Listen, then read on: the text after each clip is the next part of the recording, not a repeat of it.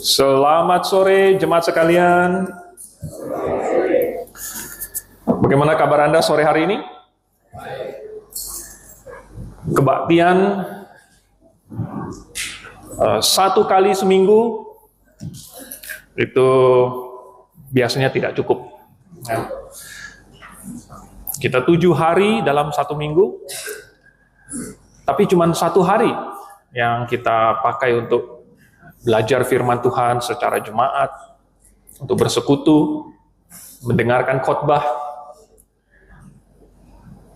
Kalau seharian penuh masih mending. Ini setengah hari aja enggak. Oleh sebab itu maka berbahagialah orang yang mendengarkan firman Tuhan. 1 kali mendengarkan firman Tuhan itu sudah sangat berharga. Apalagi kalau bisa 2 kali. Lebih diberkati lagi. Oke, mari kita membuka Alkitab kita di dalam 1 Raja-Raja pasal yang ke-15.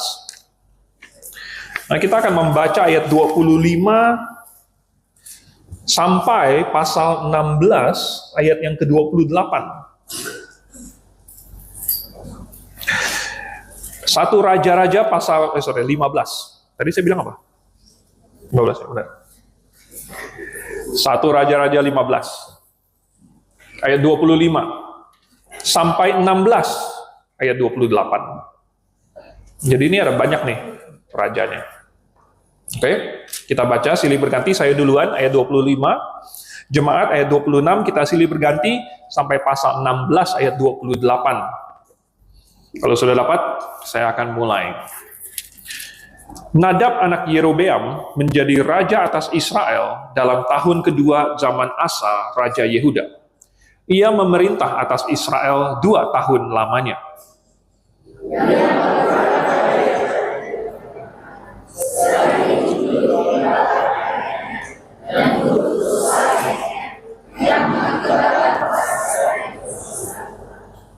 Dan Baesa bin Ahia dari kaum Isakar mengadakan persepakatan melawan dia. Baesa menewaskan dia di Gibeton yang termasuk wilayah orang Filistin, sedang Nadab dan seluruh Israel mengepung Gibeton itu.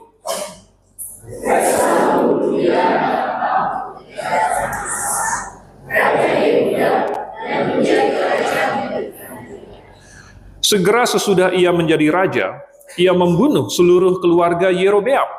Tidak ada yang bernafas yang ditinggalkannya hidup daripada Yerobeam, sampai dipunahkannya semuanya, sesuai dengan firman Tuhan yang diucapkannya dengan perantaraan hambanya Ahia, orang Silo itu.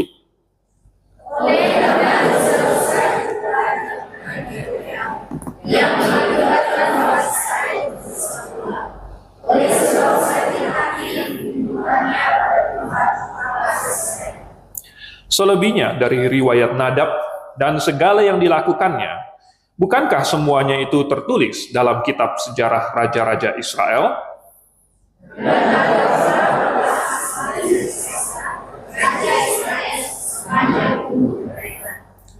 Dalam tahun ketiga zaman Asa, Raja Yehuda, Baesa bin Ahia menjadi raja atas seluruh Israel di Tirza. Ia memerintah 24 tahun lamanya.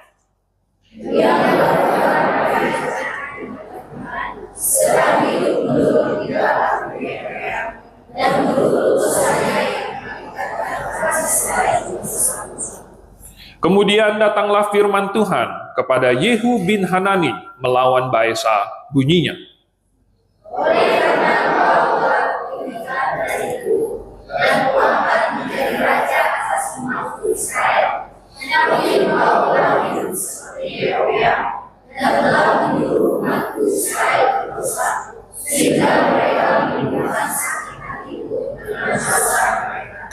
maka sesungguhnya aku akan menyapu bersih Baesa dan keluarganya.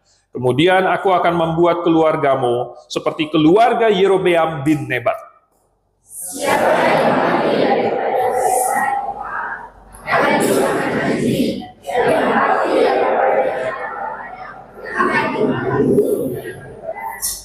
Selebihnya dari riwayat Baesa dan apa yang dilakukannya dan kepahlawanannya, Bukankah semuanya itu tertulis dalam kitab sejarah raja-raja Israel?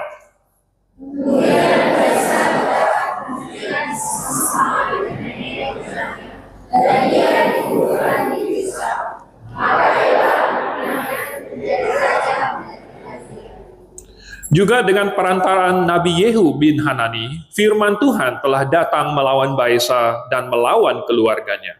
Baik karena segala yang jahat yang telah dilakukannya di mata Tuhan, sehingga ia menimbulkan sakit hati Tuhan dengan perbuatan tangannya, dan dengan demikian menjadi sama seperti keluarga Yerobeam, maupun oleh karena ia telah membunuh Yerobeam.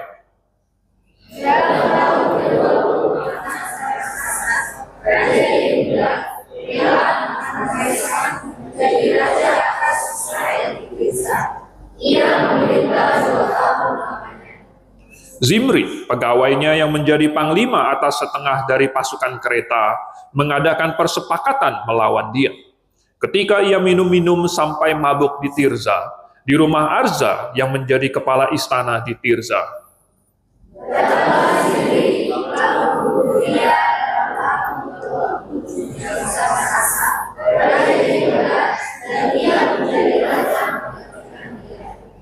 Pada waktu ia menjadi raja itu, segera sesudah ia duduk di atas tahtanya, ia membunuh seluruh keluarga Baesa.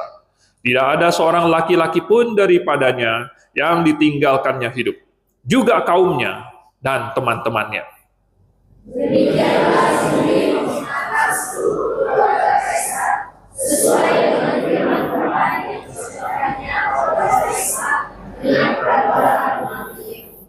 Oleh karena segala dosa yang telah dilakukan Baesa dan Ela anaknya, yang mengakibatkan orang Israel berdosa pula, sehingga mereka menimbulkan sakit hati Tuhan Allah Israel dengan dewa-dewa kesia-siaan mereka.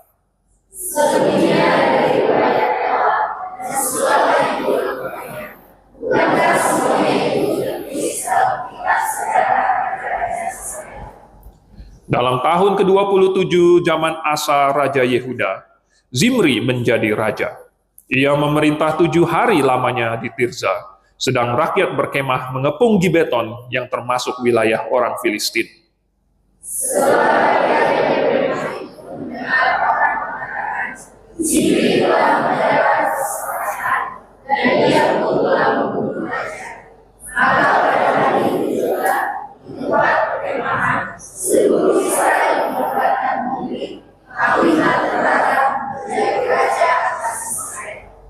Kemudian Omri dengan seluruh Israel maju dari Gibeton dan mereka mengepung Tirza.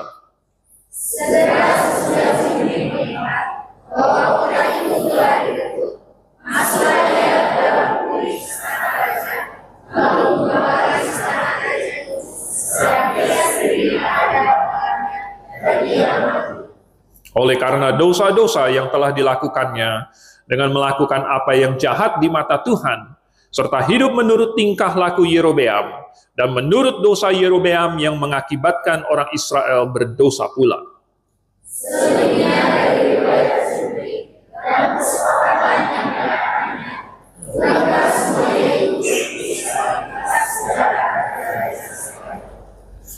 Pada waktu itu, bangsa Israel terbagi dua.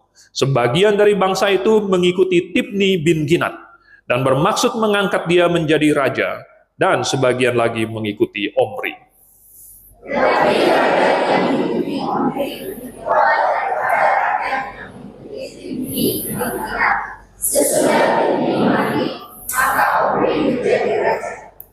Dalam tahun ke-31 zaman Asa Raja Yehuda, Omri menjadi raja atas Israel, dan ia memerintah 12 tahun lamanya. Di Tirza, ia memerintah 6 tahun lamanya.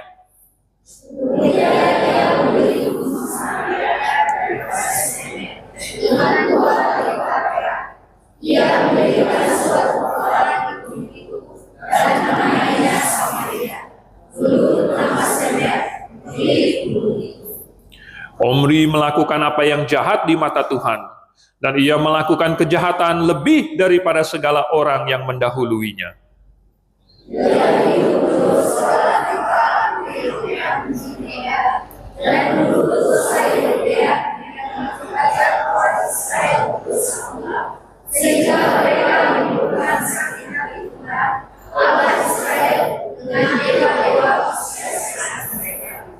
Selebihnya dari riwayat Omri, apa yang dilakukannya dan kepahlawanannya, bukankah semuanya itu tertulis dalam kitab sejarah raja-raja Israel? Kemudian Omri mendapat kemuliaan sama dengan nenek moyangnya, dan dia dikuburkan di Samaria. Maka Ahab anaknya menjadi raja. Kita berdoa. Bapa di surga, kami memohon supaya Roh Kudus memimpin kami, apa yang kami baca tidak berlalu dengan sia-sia, tidak hanya lewat kuping kanan, keluar kuping kiri, tetapi kami menarik suatu pelajaran, menggalinya untuk mendapatkan harta karun, harta berharga yang Engkau kubur di dalamnya untuk orang-orang yang rindu akan kebenaran dan yang mencarinya. Karena Engkau berjanji, kalau kami mencarinya, kami akan mendapatkan. Kami memintanya, Engkau akan memberikan kebenaran itu kepada kami. Dan apabila kami mengetuk, Engkau akan membukakan pintu bagi kami, supaya kami mengikuti jalan yang benar itu. Kami mengucap syukur dan memohon pimpinan-Mu untuk firman Tuhan hari ini. Dalam nama Tuhan Yesus kami berdoa. Amin. Bulan lalu, saya membahas tentang Raja-Raja Yehuda. Nah, kemudian ada emaknya, ada ibunya, ya. Ibu Suri, yang juga ditulis, memberikan kita gambaran bagaimana wanita-wanita mempengaruhi anak mereka, sehingga ada yang bagus, ada yang kurang bagus. Tapi itu Raja-Raja Yehuda. Kita berpaling sebentar ke Raja-Raja Israel. Yehuda itu di selatan, yaitu suku Yehuda, dan kemudian suku-suku yang lainnya itu di sebelah utara. Nah, salah satu karakteristik yang konsisten sepanjang kerajaan Israel yang di utara itu adalah bahwa raja-raja mereka sangat jahat. Mulai dari Yerobeam, anaknya, kita baca, Nadab, Baesa, Ela anaknya, Zimri, Omri, habis itu Ahab, tapi hari ini kita nggak bahas Ahab, terlalu panjang. Jadi kita mau membahas sampai Omri. Jadi ada serentetan raja-raja di sini yang semuanya jahat. Dan nanti kalian mungkin pulang membaca lagi, atau mungkin bulan-bulan depan kita akan membahas lagi tentang raja-raja Israel. Itu semuanya jahat. Kalau yang di Yehuda ada kadang-kadang jahat, ada kadang-kadang baik. Ada yang agak campur-campur, ada baiknya tetapi ada buruknya. Tetapi kalau yang di raja-raja Israel yang di utara, semuanya buruk, semuanya melakukan kejahatan, semuanya mengikuti dosa dari Yerobeam bin Nebat ini. Apa yang bisa kita pelajari dari raja-raja yang jahat ini? Tentu kalau kita hanya melihat sekilas saja, mungkin kita pikir, ya ini mah cuma kita sekilas lewat saja, sekedar lewat saja. Tetapi tentu Tuhan telah menyimpan prinsip-prinsip supaya ketika kita menggalinya kita dapatkan. Dan ada 3 hal hari ini yang ingin saya bagikan, yang kita harus perhatikan. Nomor 1 adalah cara mereka, cara raja-raja ini adalah caranya manusia. Cara mereka memerintah, cara mereka hidup, cara mereka melakukan segala sesuatu adalah cara manusia. Padahal bukan mereka nggak kenal Tuhan. Plus ada nabi yang berbicara, ada nabi yang memperingatkan mereka, ada nabi yang kasih petunjuk, tetapi mereka lebih memilih untuk melakukan kehendak mereka sendiri. Sekalipun dikasih tahu kehendak Tuhan. Nah, mungkin kadang-kadang mereka melakukan juga apa yang Tuhan firmankan. Seperti misalnya dulu Saul pernah juga jadi raja. Waktu itu Tuhan kasih dia suatu perintah, dilakukan sih. Tetapi dilakukan dengan tidak taat kepada Tuhan. Bagaimana melakukan sesuatu tanpa taat kepada Tuhan?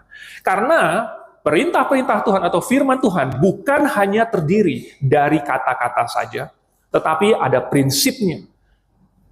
Harus dilakukan dengan hati. Jadi walaupun Saul melakukan kata-katanya, tetapi hatinya tidak taat kepada Tuhan. Oleh sebab itu dia tidak melakukan kehendak Tuhan. Demikian juga maka raja-raja Israel sesudah itu. Awal-awalnya masih menyebut Yehovah mungkin, tetapi mulai belakangan mereka meninggalkan Tuhan sama sekali. Nah, sebagaimana manusia yang tidak kenal Tuhan, maka dia akan menggunakan metode-metode yang umumnya manusia pakai. Setiap raja yang kita baca tadi, kecuali Nadab, karena kebetulan bapaknya, Yerobeam itu masih raja, jadi dia naik tahta menggantikan bapaknya, dan Ela, karena dia adalah anak dari Baesa, dia juga naik tahta, tetapi semua yang lain, ya, Baesa, Zimri, Omri, naik tahta dengan membunuh raja sebelumnya. Naik tahta dengan melakukan kudeta atau perang saudara. Ini adalah metode yang bukan kehendak Tuhan. Ya, bukan kehendak Tuhan. Dan itu sudah dimulai sejak zamannya Yerobeam. Kalau kalian ingat, di pasal-pasal sebelumnya, dari pasal 11, Tuhan ada memberikan kepada Yerobeam suatu firman lewat Nabi Ahia, bahwa karena Salomo telah tidak setia, Salomo telah menyimpang, Salomo mengejar dewa-dewi yang lain, maka Tuhan akan mengoyakkan kerajaan itu dari tangan anaknya Salomo. Nah, kemudian diberikan kepada Yerobeam. Waktu itu Yerobeam, mungkin dia mendapatkan firman itu, dia merasa, wah inilah saatnya saya akan naik tahta. Dinasti saya akan dimulai. Tetapi ternyata, sekalipun dia mendapat firman itu, dia tidak menaruh kepercayaannya kepada Tuhan. Dia takut kepada Salomo, dia lari. Dia lari, tetapi dia bukan lari seperti Daud. Dia tidak menaruh harapannya kepada Tuhan. Lalu, kemudian Yerobeam berbuat dosa. Yerobeam membuat suatu agama baru, memang masih menggunakan nama Yehovah, tetapi sudah memasukkan ide-ide dari penyembahan berhala. Makanya dia membuat lembu emas di Dan, kemudian lembu emas di Dan dan di Betel. Tetapi dia tidak melakukan apa yang Tuhan inginkan. Karena dia malah bukannya membawa orang Israel supaya setia kepada Tuhan, belajar dari kesalahan Salomo, karena Salomo tidak setia, makanya Tuhan mengoyakkan kerajaan itu dari tangannya Rehabeam, tetapi Yerobeam malah lebih tidak setia lagi. Dia malah menghalang-halangi orang Israel yang di utara untuk ziarah ke Yerusalem setiap tahunnya. Dia malah melanggar apa yang Tuhan inginkan dari dia. Jadi walaupun dia menggenapi firman Tuhan yang disampaikan oleh Nabi Ahia, tetapi dia berdosa sambil melakukan itu. Atau ya sambil dia memenuhi apa yang Tuhan katakan, tetapi dia melakukannya dengan cara menentang Tuhan. Lalu kemudian, atau kita bandingkan dulu dengan Daud misalnya. Daud juga, waktu muda dia sudah diurapi. Ya. Semua abang-abangnya yang 7 itu semuanya bingung kenapa di antara kami semua malah Nabi Samuel mengurapi yang paling kecil, yang jaga domba. Tetapi itu tidak membuat Daud menjadi tinggi hati, menjadi besar kepala. Dia dengan sabar menunggu waktu Tuhan. Bahkan 2 kali dia mendapatkan kesempatan untuk membunuh Saul. Saul mengejar-ngejar dia. Tetapi dia tidak mau membalas kejahatan Saul dengan kejahatan. Dia malah takut untuk membunuh Saul. Dan dia merasa bahwa dia tidak perlu mengangkat tangannya sendiri untuk membunuh Saul. Karena itu adalah raja yang diurapi Tuhan. Jadi Daud dibandingkan Yerobeam, dibandingkan Baesa, Zimri, Omri, ya, Daud bisa sabar dan bisa bersandar kepada Tuhan. Kalau Tuhan sudah mengangkat saya menjadi raja, kalau Tuhan akan mengukuhkan tahta saya, maka tidak perlu saya sendiri yang repot, saya sendiri yang berusaha untuk menggenapi firman Tuhan sambil berbuat dosa. Nah, Apa efeknya? Ya. Atau kita sebenarnya bisa melihat bahwa mereka sebenarnya bukan mengikuti kehendak Tuhan. Mereka mengikuti kehendak mereka sendiri. Hanya mereka menggunakan firman Tuhan menjadi kedok. Oh, firman Tuhan bilang bahwa akan terjadi ini. Oke, kalau gitu saya akan lakukan.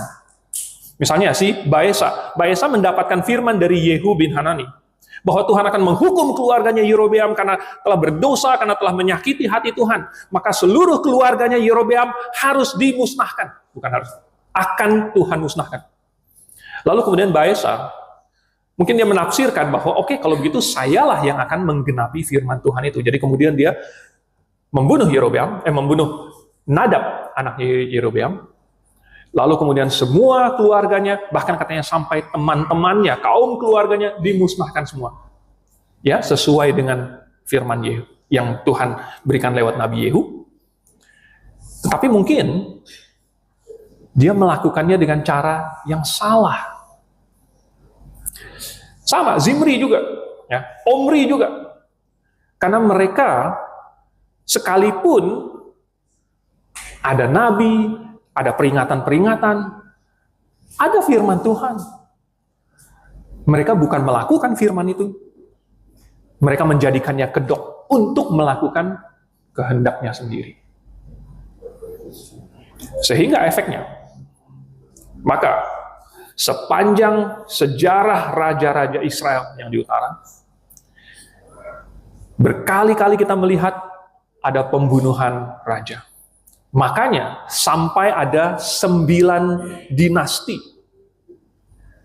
Dari Yerobeam sampai raja terakhir. Ada 9 dinasti. Artinya, jadi dinasti itu kalau dibandingkan yang Yehuda, dinastinya ada berapa? 1.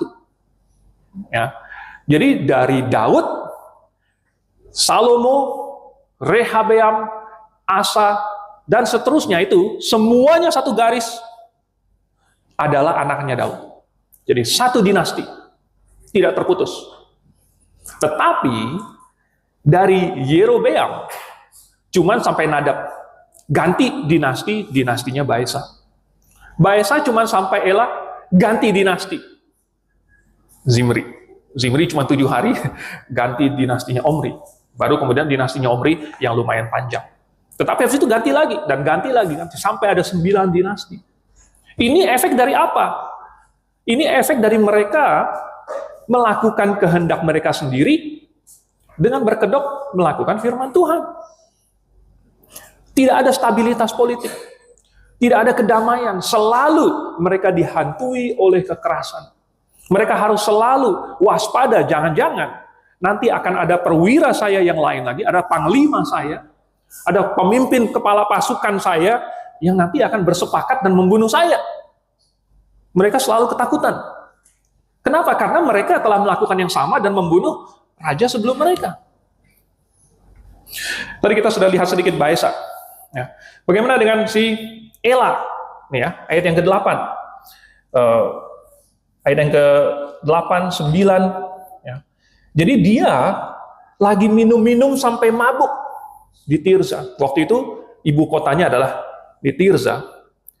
Tapi apa yang Ela lakukan?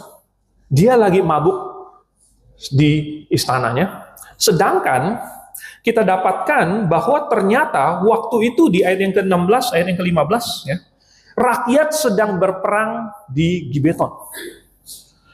Jadi ceritanya, orang Israel lagi berperang melawan Gibeton, lagi berperang mengepung Gibeton, si Ela lagi di Tirza. Lalu Zimri, kepala dari pasukan keretanya yang setengah, itu kemudian membunuh si Ela di Tirza. Nah kemudian, baru rakyat Israel yang di Gibeton itu mendengar bahwa Zimri sudah membunuh raja mereka balik ke Tirza dan kemudian mengepung Tirza. Tapi yang saya mau tunjukkan di sini adalah bagaimana kelakuan Ela sebagai raja. Di dalam Amsal pasal yang ke-31. Ini bulan lalu juga sudah saya singgung sedikit. Apa nasihat dari ibunya Salomo? Bahwa tidak pantas bagi raja untuk meminum anggur. Kenapa? Karena nanti dia akan lupa dengan hukum, dia akan lupa dengan kebenaran, dia akan melakukan hal-hal yang tidak sesuai. Oleh sebab itu katanya, minuman keras itu dikasih sama orang yang mau meninggal. Tetapi yang dilakukan oleh Ela, dia malah mabuk-mabukan pada saat rakyatnya sedang berperang. Ini menunjukkan kemerosotan dari moralitas, kemerosotan dari disiplin, segalanya tidak ada yang baik. Apa yang bisa diharapkan dari dinastinya Yerobeam? Lalu Zimri ceritanya dia sudah berhasil membunuh Ela. Lalu kemudian rakyat malah mengepung tempat dia itu Tirza, dan karena dia tidak punya pasukan yang mendukung dia, maka dia juga akhirnya putus asa. Dia putus asa, lalu dia masuk ke dalam puri istana raja, dia bakar itu, sedangkan dia sendiri ada di dalamnya. Jadi dia bunuh diri. Ini menunjukkan, sebenarnya satu ilustrasi yang bagus sekali, akan trayek yang sedang dijalani oleh raja-raja Israel dan bangsa Israel. Yaitu mereka sedang menuju ke bawah, yang ujung-ujungnya adalah jalan buntu. Dan kalau mereka sudah sampai di jalan buntu itu, sementara mereka terperangkap, mereka akan terbakar di dalamnya. Mereka sedang membunuh diri mereka pelan-pelan, secara rohani. Orang Israel, mereka akan meninggalkan Tuhan. Mereka akan mencari dewa-dewa lain yang tidak bisa menolong mereka, yang bahkan akan menjerumuskan mereka. Mereka mau mencari pertolongan dari Mesir, mencari pertolongan dari Asyur, mencari pertolongan dari Aram, yang semuanya mengkhianati mereka. Israel setiap kali mereka beraliansi dengan negara lain, setiap kali mereka mencari perlindungan dengan negara yang lebih besar, mereka selalu ditusuk dari belakang. Selalu mereka kalah karena mereka meninggalkan Tuhan. Jadi, yang terjadi kepada Zimri ini, dia melihat bahwa dirinya sudah terkepung. Dia tidak ada jalan keluar lagi. Dia malah membakar dirinya sendiri. Inilah akhir dari orang yang bukannya mencari Tuhan. Dia hanya menjalani, dia hanya orang Israel saja, tetapi dia sudah melupakan Tuhan.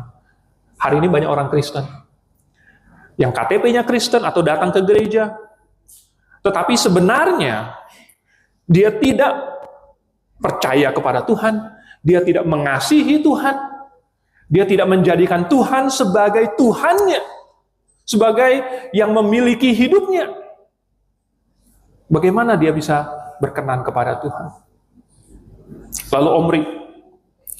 Nah, ini Omri, kita akan lihat ada poin kedua yang bisa kita pelajari, dan ini kita pelajari dari Raja Omri. Hal kedua adalah bahwa yang lebih penting adalah kepemimpinan spiritual, bukan kepemimpinan jasmani. Jadi Omri ini adalah seorang raja yang termasuk hebat. Ya. Ceritanya adalah waktu Zimri membunuh Ela, lalu kemudian rakyat nggak suka dengan Zimri, sehingga Zimri dibunuh. Dia bunuh diri, Zimri mati. Lalu kemudian rakyat terbelah ingin mendukung siapa? Ada yang mendukung Tibni, ada yang mendukung Omri. Jadi mungkin ada dua panglima atau ada dua tokoh ini. Yang satu memegang kekuatan militer, yaitu Omri, dan hebat sekali. Dan akhirnya sesudah perang katanya Tibni mati, berarti dibunuh oleh Omri. Lalu kemudian Omri lah yang naik tahta menjadi raja berikutnya. Dan dia termasuk salah satu raja yang kuat. Dan sampai sekarang pun orang Yahudi masih menghormati si Omri ini. Baru belakangan ada sengketa di daerah pegunungan Samaria di Israel, di Timur Tengah di situ. Dan Netanyahu masih mengingatkan kembali sejarahnya Israel dari 1 Raja-Raja pasal 16 ini. Yaitu katanya dulu Raja Omri telah membeli pegunungan ini katanya. Dan kemudian menjadikannya ibu kota mereka, Samaria. Dan sampai akhirnya dari kerajaan Israel yang di utara, Samaria menjadi ibu kota Israel. Ini menunjukkan bahwa Omri ini bukan saja dia punya kekuatan politik, tetapi dia juga punya kehebatan dalam administrasi, sehingga dia bisa membangun suatu ibu kota yang stabil, yang kuat, yang akhirnya dipakai terus oleh raja-raja berikutnya. Di dalam ditemukan dalam arkeologi, ada satu stele. Stele itu kayak batu yang ditulisin catatan sejarah, namanya stele Mesa. Ternyata ini adalah catatan yang dibuat oleh bangsa Moab. Dan di situ ada menyebut bahwa Omri ini adalah raja yang kuat. Lalu kemudian bangsa Asyur juga ada mencatat tentang kerajaan Israel. Tetapi kerajaan Israel ini dikasih sebutan rumahnya Omri. Artinya dinastinya Omri. Berarti yang dianggap sebagai pendirinya, yang dianggap sebagai raja jagoannya Israel, itu adalah Omri. Tetapi terlepas dari pencapaian atau prestasinya Omri, yang mungkin lumayan hebat, tetapi apa evaluasi dari Tuhan? Ternyata dia melakukan apa yang jahat lebih daripada segala orang yang mendahuluinya. Secara duniawi, secara kasat mata, Omri hebat. Dia adalah pemimpin yang handal. Dia bisa membawa Israel kepada kejayaan. Tetapi secara spiritual, kepemimpinannya sangat buruk. Sehingga dia membuat aliansi dengan bangsa-bangsa Fenisia. Salah satunya adalah bangsa Sidon. Dan kemudian dia mengambil salah satu putri dari Raja Baal, Raja Sidon, untuk dikawinkan dengan anaknya, Ahab. Bisa nggak kalian tebak nama putri itu? Isabel. Nah, istri Ahab adalah Isabel. Dan itu yang kemudian nanti kita mungkin akan lihat, kalian boleh pulang nanti baca lagi betapa jahatnya dan betapa luar biasa buruknya pengaruh dari Isabel terhadap Ahab dan untuk bangsa Israel. Jadi walaupun Yerobeam yang pertama kali memasukkan penyembahan dengan sistem penyembahan berhala, ya, dia pakai lembu emas, dia mendirikan bukit-bukit pengorbanan, dia pakai imam-imam, dia angkat imam sendiri, dia bikin hari raya sendiri, dia bikin semua sistem penyembahan yang dia bikin sendiri. Tetapi Omri membuka pintu kepada penyembahan dewa-dewa bangsa lain.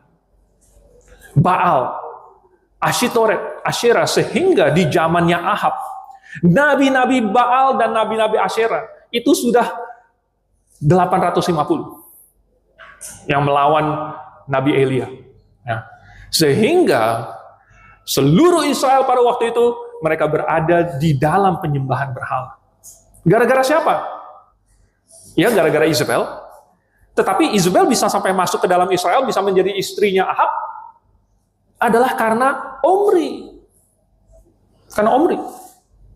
Jadi, apa gunanya semua prestasi yang duniawi, tetapi ternyata ketika Tuhan menilainya negatif, buruk, jelek, gagal, rusak. Dia bukannya membawa orang Israel baik dan kembali kepada Tuhan. Dia malah membawa mereka makin jauh dari Tuhan. Oh saudara, banyak orang mencari pemimpin yang kuat, yang pintar, yang karismatik, yang punya keahlian, yang bisa memimpin dengan luar biasa. Tetapi buat apa kalau pemimpin tersebut ternyata menyimpang dari kebenaran. Orang berpikir bahwa kesuksesan itu hanyalah bersifat material. Mereka mengukurnya dengan apa yang bisa diukur, dengan dihitung. Kalau perusahaan, apakah pertumbuhannya positif? Apakah sahamnya makin berharga? Apakah cabangnya makin bertambah banyak? Orang menghitung hal-hal yang duniawi. Tetapi biasanya mereka lupa menghitung hal-hal yang rohani. Karena memang mereka tidak mengerti hal-hal rohani. Itu hanyalah orang yang sudah mengerti firman Tuhan, yang mengikuti Tuhan, maka mereka akan peduli dengan hal-hal rohani. Dan ini akan terjadi di dalam semua aspek kehidupan. Ketika kita mendidik anak, ketika kita menyekolahkan mereka, ketika yang sudah mulai dewasa mencari pasangan hidup, hal apakah yang dinilai? Manusia melihat apa yang kelihatan oleh mata, tetapi Tuhan menilai hati. Oleh sebab itu, yang dilakukan oleh Omri dianggap hebat oleh manusia, tetapi ternyata membawa mereka dan rakyat mereka kepada kehancuran. Oh, saudara. Oleh sebab itu, maka dalam segala hal, yang lebih penting adalah yang bersifat rohani.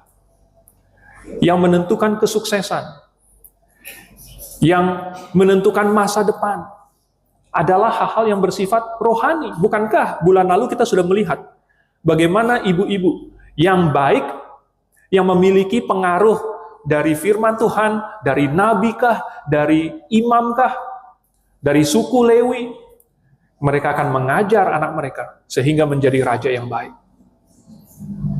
Hal-hal yang bersifat spiritual akan menghasilkan sesuatu yang sifatnya lebih jangka panjang.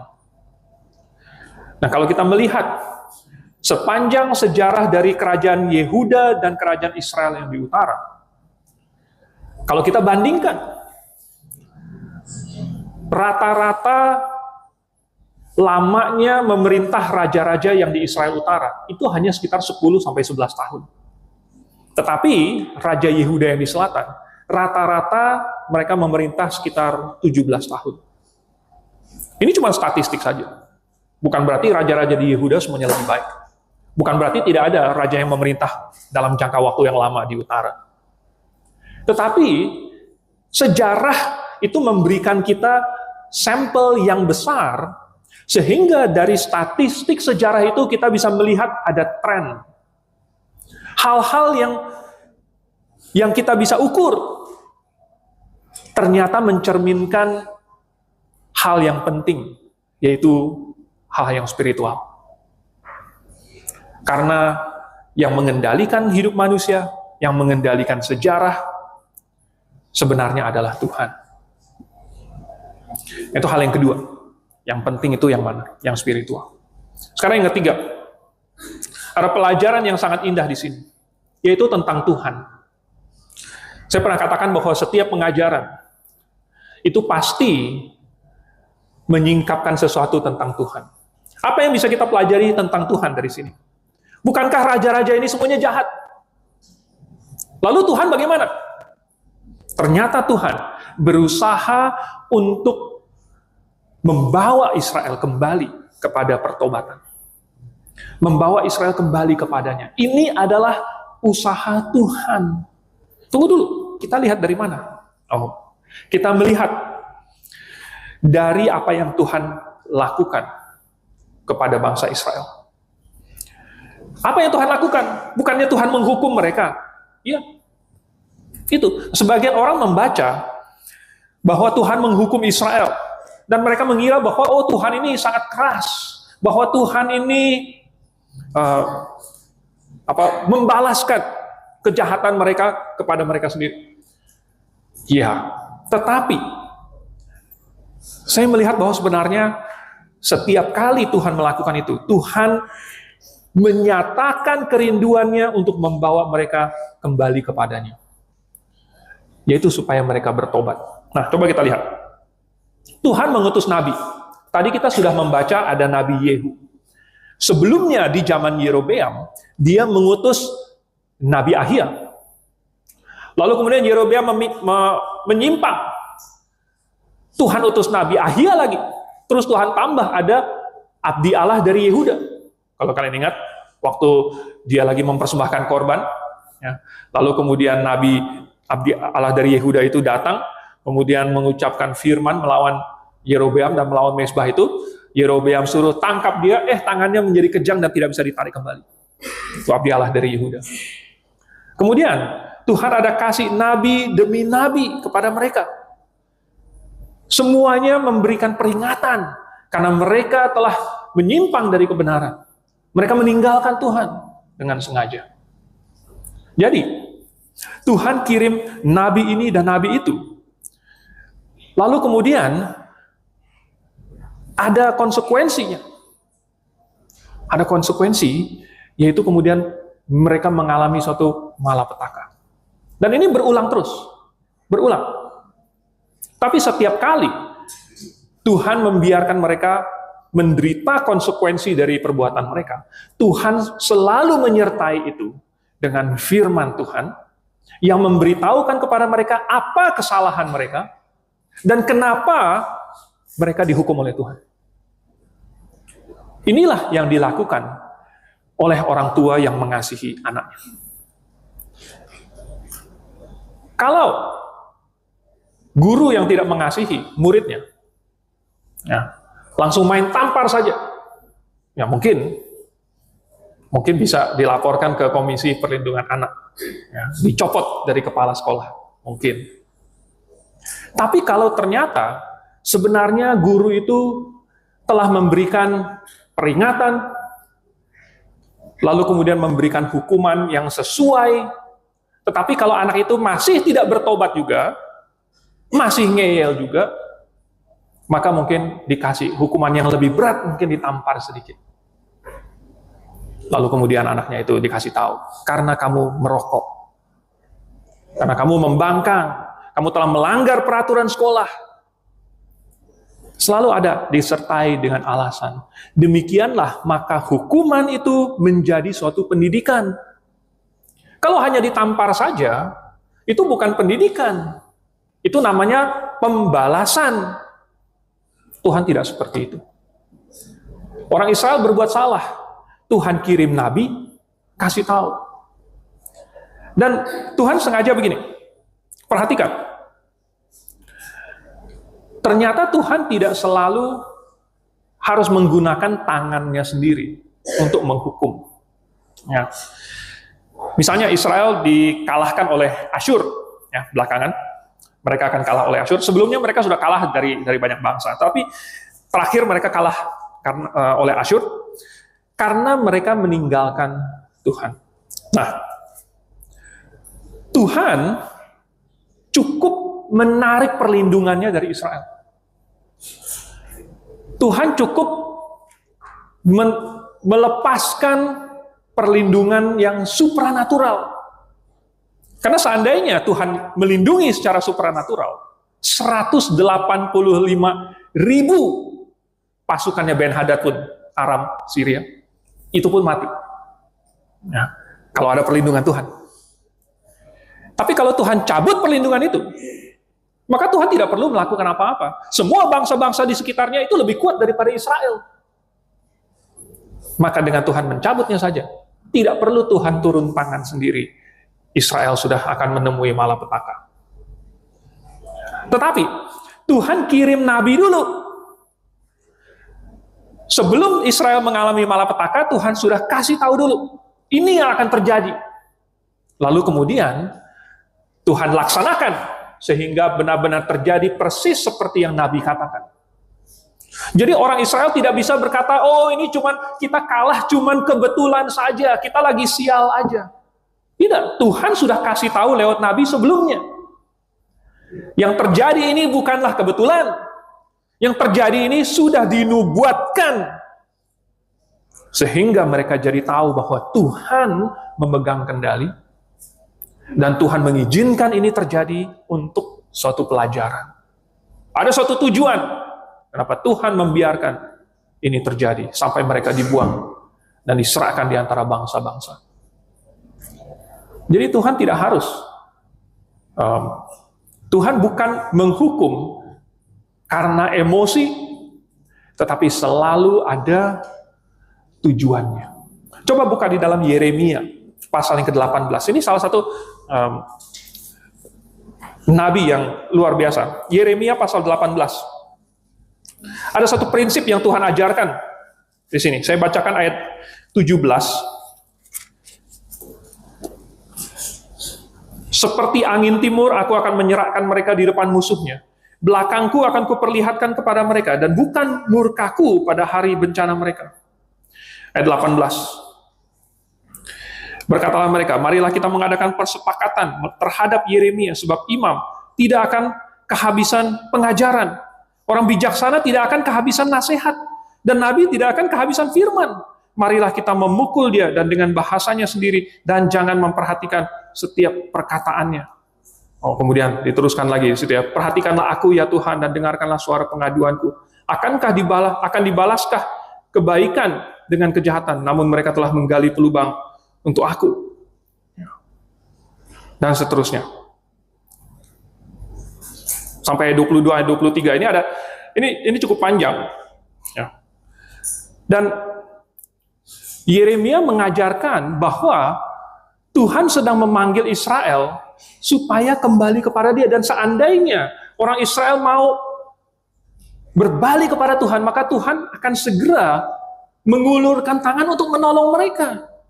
Seandainya mereka menyesal, seandainya mereka mau mendengarkan perkataan dari nabi-nabi Tuhan, Tuhan akan segera berbalik dan tidak jadi menghukum mereka.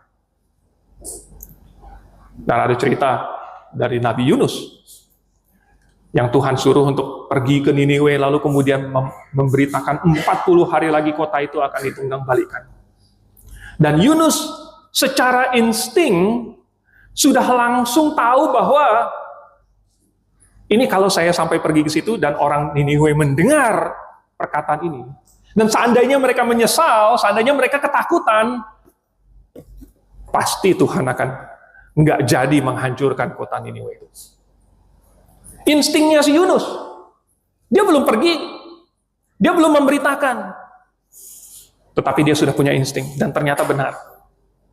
Sesudah Yunus pergi ke Niniwe itu, dia berjalan sampai ke tengah kota, 3 hari perjalanan jauhnya, lalu dia mulai memberitakan itu, 40 hari lagi kota ini akan ditunggang balikan. Maka seluruh kota itu, dari yang rendah sampai yang tinggi, dari yang tua sampai muda, semuanya mereka ketakutan melihat orang yang habis ditelan oleh ikan, lalu kemudian 3 hari kemudian dimuntahkan, yang sudah entah penampilannya seperti apa.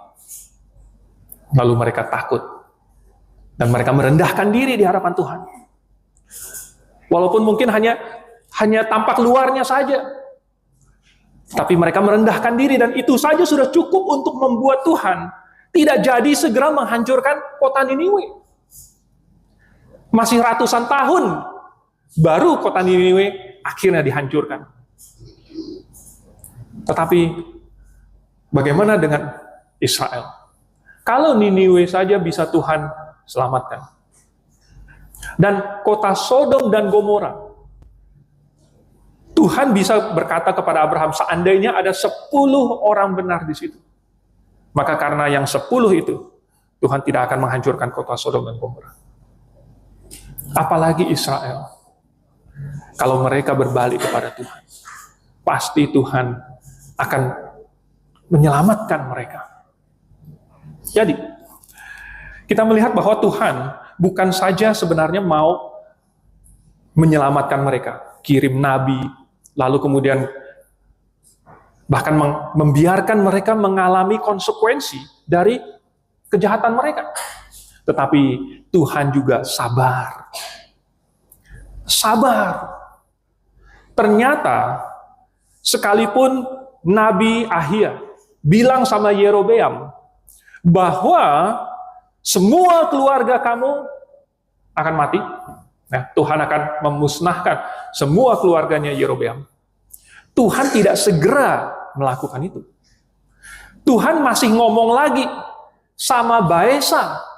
Padahal Baesa itu sudah zamannya si Nadab.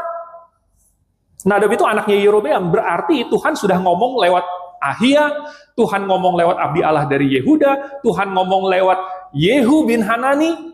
Berarti sudah beberapa generasi nabi yang ngomong tentang itu, tetapi Tuhan masih tahan dan tidak segera melaksanakan penghukuman. Apa tujuannya? Mungkin orang bilang, Tuhan berlambat-lambat. Tidak. Tetapi Tuhan bersabar. Dan Tuhan memberikan kesempatan. Karena kadang-kadang ada orang yang bisa membalikkan, yang bisa bertobat. Dan mungkin nanti kita akan melihat Raja Manasye yang tadinya sangat jahat, salah satu yang paling jahat. Pada akhir hidupnya, dia bisa juga bertobat. Walaupun tidak menghapuskan semua kesalahan sebelumnya. Tetapi, ini menunjukkan bahwa ternyata Tuhan bersabar dengan suatu tujuan. Sekalipun Tuhan memberikan peringatan yang sangat keras, tetapi tujuannya bukan supaya orang itu segera mampus, segera mati. Tujuan Tuhan memberikan peringatan itu adalah supaya orang tersebut bertobat. Dan Tuhan kasih kesempatan tahun demi tahun demi tahun. Yerobeam dikasih puluhan tahun, 22 tahun. Ada raja lain lagi diberikan tahun-tahun. Omri diberikan 12 tahun. Zimri cuma 7 hari. Nah, kita tidak tahu kenapa Tuhan kasih yang satu banyak hari, yang satu banyak tahun, yang satu hanya dikasih waktu yang sedikit. Kita tidak tahu. Tetapi yang jelas, Tuhan menunjukkan bahwa Dia ingin supaya semua orang bisa bertobat. Nah, raja-raja yang jahat ini, hampir tidak ada hal yang bagus yang bisa kita dapatkan. Tetapi dengan melihat kesalahan mereka, kita bisa menarik pelajaran bahwa saya jangan seperti mereka.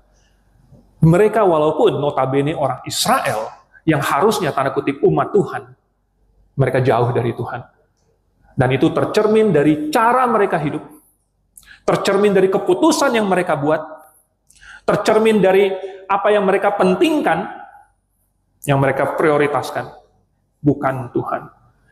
Maka hasilnya juga, mereka makin lama makin buruk, makin rusak. Dan bangsa yang dipimpin oleh raja yang demikian, bukannya tambah baik, bukannya tambah makmur, mereka semakin merosot. Mari kita tundukkan kepala, kita berdoa. Bapa di surga, kami ngeri melihat raja-raja yang jahat ini. Ketika mereka telah meninggalkan Engkau dan bahkan memimpin umat Israel untuk melupakan Engkau, maka Tuhan menjatuhkan hukuman yang mengerikan.